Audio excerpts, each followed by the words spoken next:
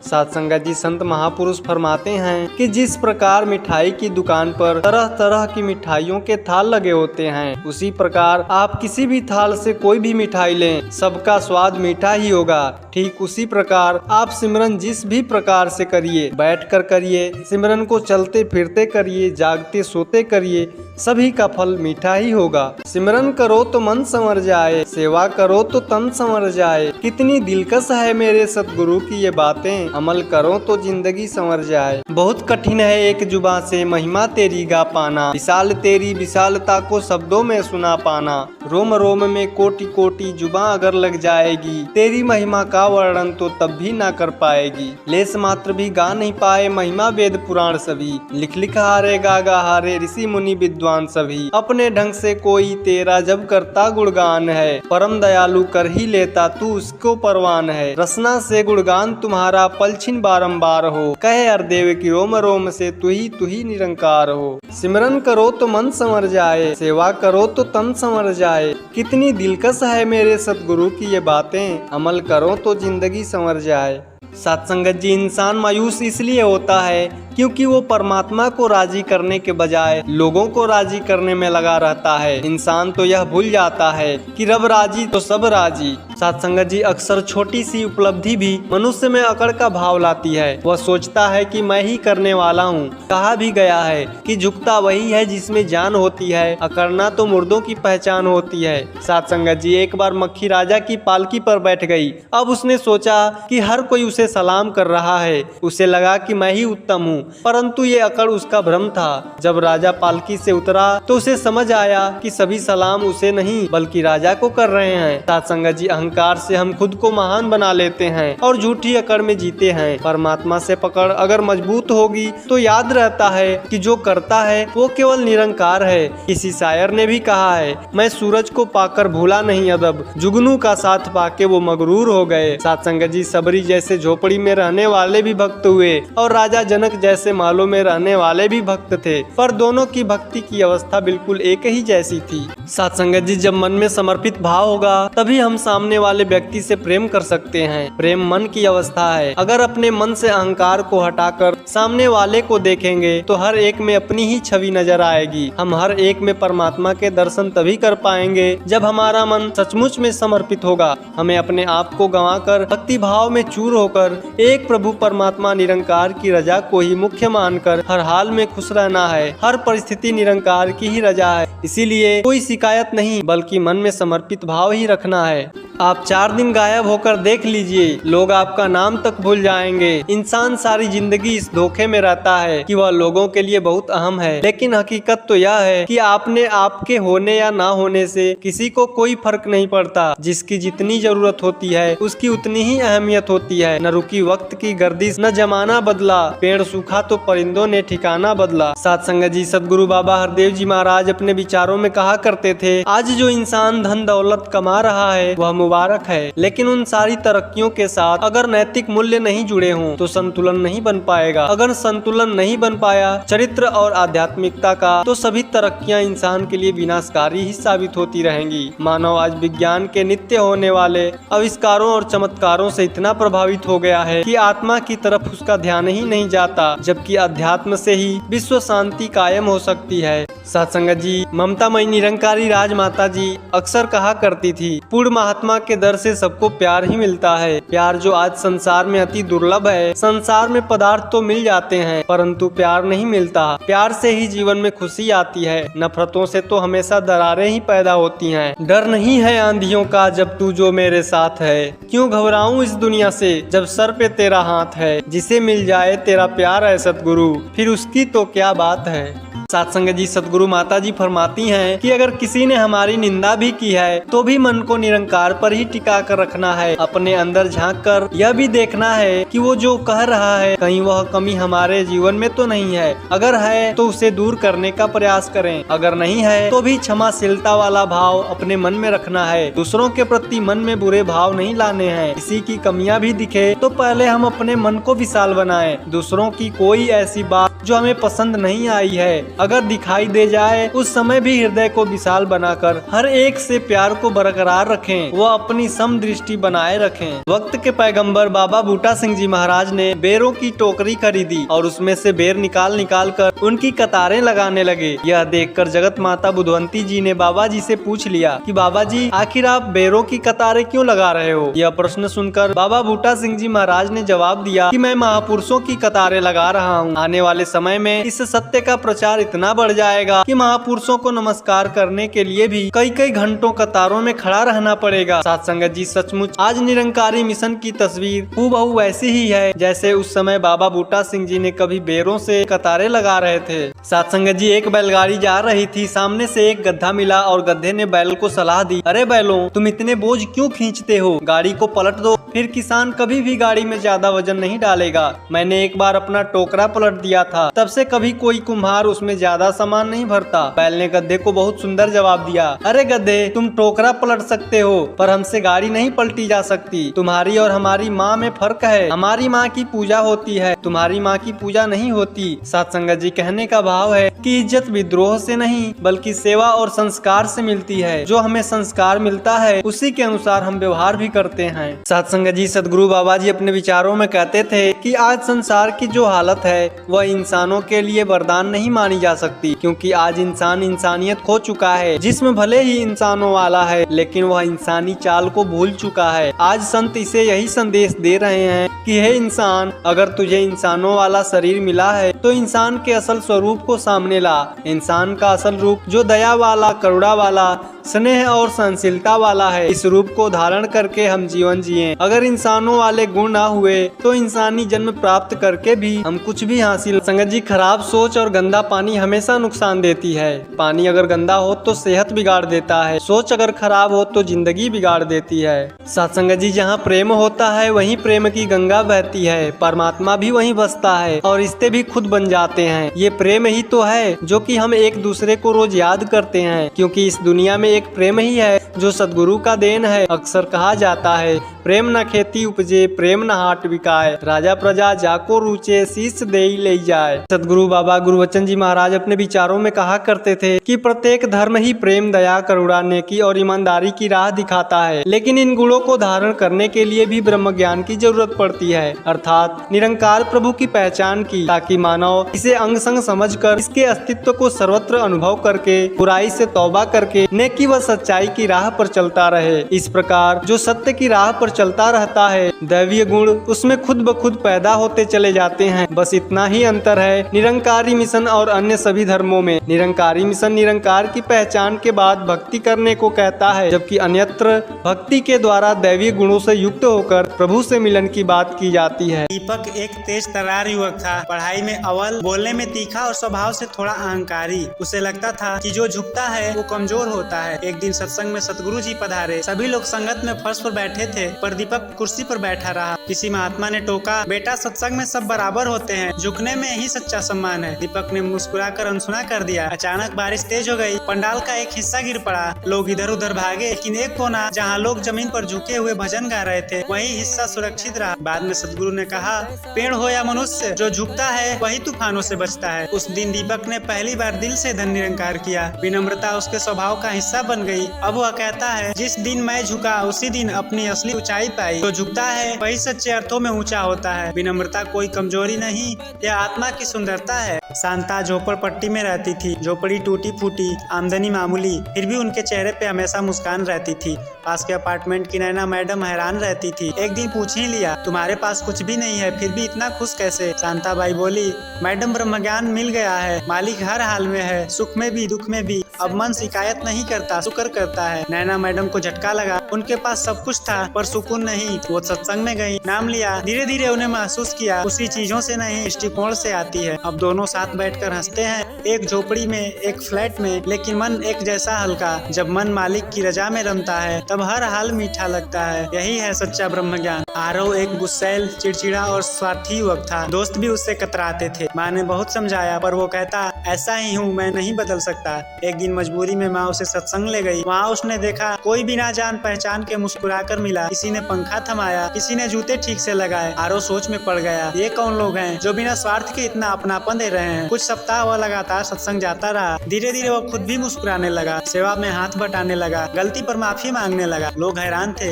ये वही आरव है। वह कहता, मैं नहीं बदला, संगत ने मुझे बदल दिया। जब मन निर्मल हो तो व्यवहार भी सुंदर हो जाता है। जैसा संग वैसा रंग। सच्चे संग में बैठने से आत्मा खुद ब खुद संवर जाती है। सत्संग जी, अनिकेत एक पढ़ा लिखा युवक था। उसका मन सत्संग और सतगुरु के विचारों पर कभी स्थिर नहीं हुआ। वह अक्सर सोचता, सतगुरु भी तो एक आम इंसान जैसे ही दिखते हैं, उनमें अलग क्या है। सत्संग जी, एक दिन गांव में सतगुरु जी का आगमन हुआ। सब उन्हें फूलों से स्वागत कर रहे थे। अनिकेत दूर से देखता रहा, मन में संदेह लिए हुए खड़ा था। भीड़ में धक्का लगा और एक वृद्ध गिर पड़े। सतगुरु ने खुद झुककर उस वृद्ध को उठाए, पांव सहलाए और अपने हाथों से ही पंखा डुलाने लगे। सत्संग जी, वृद्ध की आंखें भर आई। अनिकेत यह दृश्य देख रहा था। वह सोच रहा था कि इतनी बड़ी हस्ती और इतनी विनम्रता, इतना करुणा। उसकी आंखें नम हो गई। पहली बार सतगुरु को देखकर उसने श्रद्धा से सिर झुकाया। बाद में उसने दादी से कहा, दादी, आज मैंने सतगुरु को महान वाणी से नहीं बल्कि मुख करुणा से पहचाना है। सत्संगत जी, सतगुरु को पहचानना शक की नहीं, अनुभूति की बात होती है। जब अहंकार चुप हो जाए वहीं सतगुरु प्रकट होते हैं। सत्संगत जी, यदि किसी के घर में रोशनी है तो चोर वहाँ नहीं जाते, और अगर चौकीदार जाग रहा है तो चोर उधर झांकने की कोशिश भी नहीं करते। अब इसे ऐसे समझिए कि मन हमारा घर है, सिमरन रोशनी है, बुरे विचार चोर हैं, और लगातार सिमरन करना चौकीदार का जागना है। सोते जागते लगातार सिमरन करते रहना चाहिए ताकि नकारात्मक विचारों का चोर अंदर दाखिल ना हो सके। अर्पित एक कॉलेज छात्र था। वह गलत संगति में फंस चुका था। देर रात घूमना, नशा, गुस्सा और निराशा उसका स्वभाव बन गया था। माता पिता चिंतित थे लेकिन कुछ कर नहीं पा रहे थे। एक दिन उसकी बहन उसे जबरदस्ती संगत में ले गई। वहाँ शांत वातावरण, प्रेम भरे शब्द और संगत का अपनापन अर्पित को छू गया। किसी ने उसे चाय थमाई, किसी ने मुस्कुराकर हाल पूछा बिना कोई उपदेश दिए। फिर सतगुरु जी बोले, अगर फूलों के साथ बैठोगे तो खुशबू स्वतः लग जाएगी। संग से ही मन का रंग बदलता है। अर्पित को जैसे आईना दिखा, उसने संगत को अपनाया। धीरे धीरे उसके स्वभाव में परिवर्तन आने लगा। वह शांत, संयमी और सेवा भावी बन गया।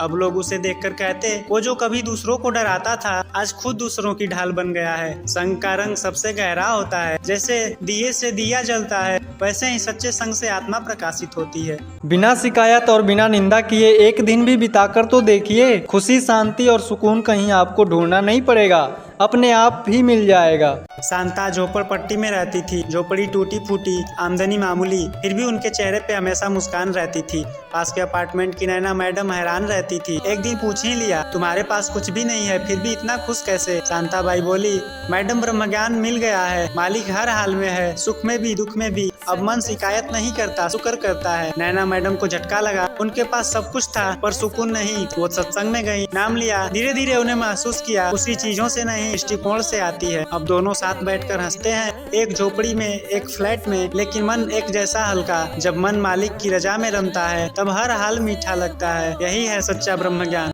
सुमन और उसके पति को कई सालों से संतान नहीं हो रही थी। दवाइयाँ, इलाज सब कुछ कर चुके थे। निराशा घर में छा गई थी। एक दिन सुमन सत्संग में गई। वहाँ सतगुरु ने कहा, प्रभु की रजा में ही सच्चा सुकून है। जो नहीं मिला उसमें भी उसका फैज है।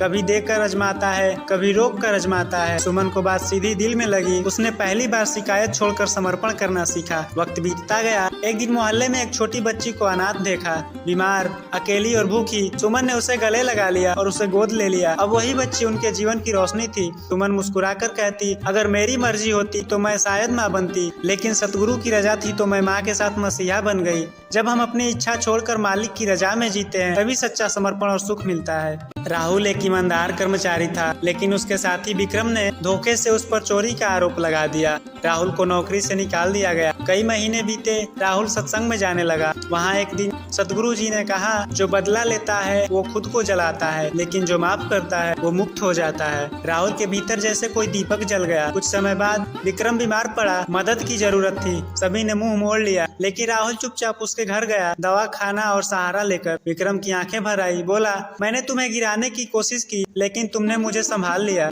राहुल मुस्कुराया, मैंने सतगुरु से सीखा है, माफी कमजोरी नहीं सबसे बड़ी ताकत है। सच्चा योद्धा वो नहीं जो दूसरों को हराए, बल्कि वो है जो अपने अहम और गुस्से को जीत ले। माफ करना आत्मा की ऊंचाई है। रमेश एक प्रतिष्ठित व्यापारी था। बड़ा घर, गाड़ी, नाम सब कुछ था, पर भीतर बेचैन था। नींद गायब थी, चिंता हर समय पीछा करती थी। एक दिन वह सत्संग में चला गया, सिर्फ इसलिए कि डॉक्टर ने कहा था तनाव से मुक्ति चाहिए तो मन को शांत करो। सतगुरु बोले, जैसे पंखा गर्म हवा को ठंडा करता है, वैसे नाम स्मरण जीवन की उलझनों को हल्का करता है। रमेश को यह बात सीधी तो लगी, पर दिल में नहीं उतरी। पर उस रात कुछ बदला।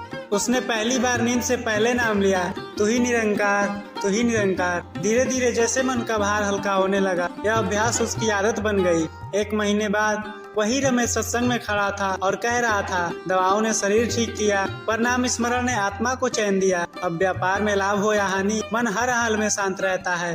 सच्चा चैन बाहर नहीं, भीतर है, और नाम ही वह चाबी है जो हर मन का ताला खोल देती है। सत्संग में हर रविवार महेश जी आते थे, सुंदर भजन गाते, शेरों शायरी सुनाते और वाहवाही बटोरते। एक दिन सत्संग में बारिश से भीड़ कम हो गई। भंडारे की सेवा में सिर्फ कुछ लोग ही बचे। किसी सेवादार ने उस महात्मा से कहा, रसोई में हाथ बटाइए। महेश जी बोले, मैं भजन गाता हूँ, जूठे बर्तन कैसे धोऊं? वही पास में रीना बहन चुपचाप झुकी हुई बर्तन मांज रही थी, हाथ गीले पर चेहरा शांत। सतगुरु पधारे, रसोई में आकर सबको देखा।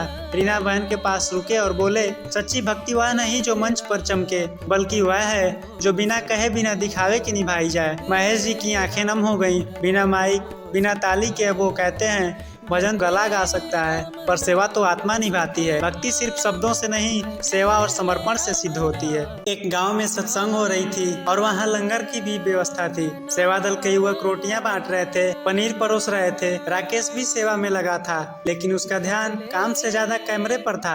हर दूसरे मिनट वो फोटो खिंचाकर सोशल मीडिया पर डालता, देखो मैं सेवा कर रहा हूँ। वहीं एक कोने में बैठी श्यामा दादी चुपचाप सब देख रही थी। भंडारा खत्म होने पर उन्होंने राकेश को पास बुलाया और धीरे से पूछा, बेटा क्या तुमने उस बूढ़े बाबा को देखा जो पूरी संगत में खाली थाली लिए बैठे रह गए? राकेश चौंका, नहीं दादी, मैं तो व्यस्त था।